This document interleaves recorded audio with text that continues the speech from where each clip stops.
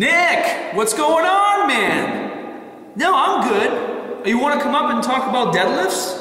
All right, sweet, let's do it. Here's your phone back, bro. Hi, thanks. I was looking for this. All right, man. So Nick came over as soon as he called me with his own phone, and we're going to talk to you guys about deadlifts and go over some quick form.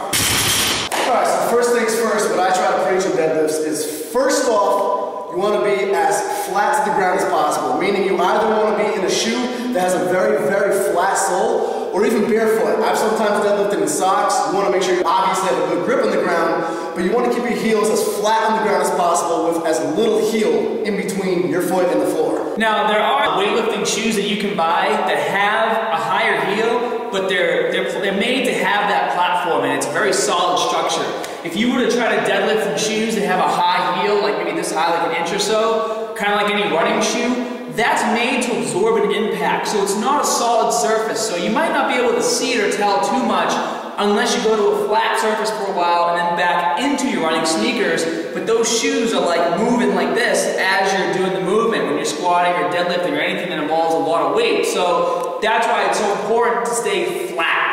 And also there's other mechanical things that happen with your body as far as how you line up to the bar, being able to sit your hips back a little farther if you're not that high in the air. All these things happen. For me personally, if I have on sneakers that are really high in the back, I tend to track my knees way farther over my toes when I try to line up at the bar, just because my feet are being forced to be like this. With these flat shoes, I'm able to sit nice and low and keep my knees back and get all that driving force through my hips, which Nick actually does a really good job. So why don't you line up how you would? Alright, so what I do, I come right up to the bar, shins against the bar. This is important. You'll notice I actually have long pants on for deadlifts. Scott chose the bloodier way, rubbing them against the shins. One bloody.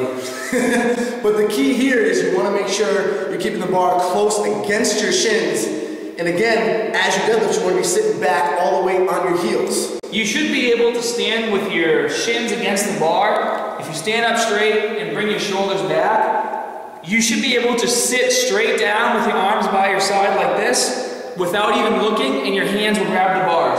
See how he goes straight down, his hands went right to the bar, he didn't even have to look. He's in the right position. So they're not coming down way in front of me or back of me. I don't know how you're going back at you, but the point is you don't want to be leaning way forward. Just touching the bar, drop down, grabbing the bar. Now for the grip, you can grip a couple different ways. I'm going to suggest when the weight's lighter and you can handle it, try to do an overhand grip. This is going to help build your grip strength as well. But when it starts to get really heavy, as you can see, Nick's going to a switch grip. If you don't like using straps, you can use them if you want to, but if you want to stay away from doing straps, using a switch grip, maybe even some chalk, is going to help you get your hands really tight on that bar. Alright, so first things first, you do want to keep your head level. You don't want to be looking down. You want to keep your back in a nice neutral position. So as you drive up, you first, obviously, want to launch with the legs. Right when you get to about your knees, and you'll notice the bar is sliding against my shins, it's not falling away from my shins, so that's going to put pressure on your back. As soon as you get to your knees, the biggest mistake people will make is they try to pull the bar up with their back. That's going to lead to injury. You instead want to drive your hips forward. Literally, hip thrust the bar, squeezing with the glutes. When you deadlift, even at the bottom position, you see how Nick's shoulders, they are back, they're pinched together. They're not hunched forward like this. They're in this back position.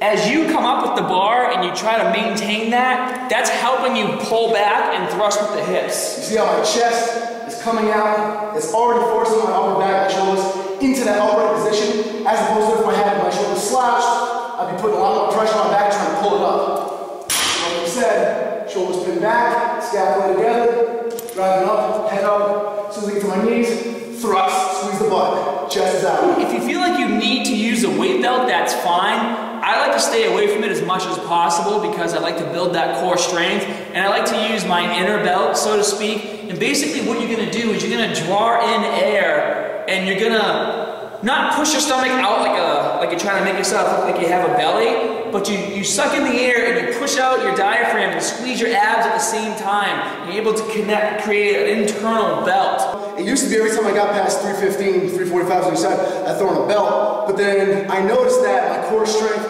wasn't where it should be when it came time to lose the belt for other exercises as well. since then I've been losing the belt. We went pretty close to, we went over 400 pounds today with no belt and felt fine, so. Well, that's basically what you're doing when you have the belt on super tight, you're pushing against the belt. What we're gonna try and get you guys to do is push against this wall of muscle so that you can use your own body and not have to rely on a belt and develop a weak core over time. I mean, there's freaks on YouTube doing like 1,000 pounds, 900 pounds with no belt.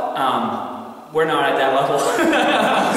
But, you know, it's possible to lift pretty heavy without a belt. But you want to be safe, so if you feel like you need one, then go after it for sure. What I recommend is, as soon as you get to a weight where you feel like you can't confidently get the set out clean, beautiful form without thinking about it, throw on a belt until you can do that. In other words, when I pulled 500 pounds recently, that was my personal record. I definitely wore a belt for that, my first time attempting it, because your form can get a little iffy when you're trying new weights. You obviously want to make sure you're doing it right, keep it clean, but just in case your form does slip up on a new weight, definitely have a belt on, I would say. All right, so we're gonna get out of here. Thanks for watching our quick tips on how to deadlift on the Wright Bodybuilding channel.